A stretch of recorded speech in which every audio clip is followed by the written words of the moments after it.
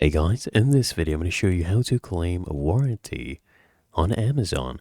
That's actually very easy. I want you to first log into Amazon and come here to the top, right click on your profile icon, and then what I want you to do is come here, scroll down, click on customer service.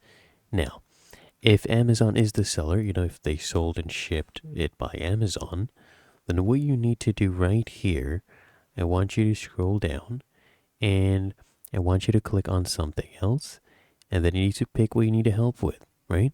So here, click on this, and we need to go ahead and choose I need more help.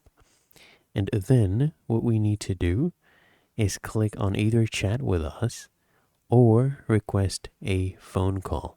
Okay? So you do either one of those.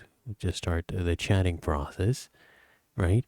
And then what we need to do here, we need to chat with them, and then we need to go ahead and talk to them about the warranty. They may offer replacement or repair or refund depending on the warranty terms. And if it's a third party seller, for example, if it's sold by someone else but it was fulfilled by Amazon, so what you do, so here you chat with this person, customer service.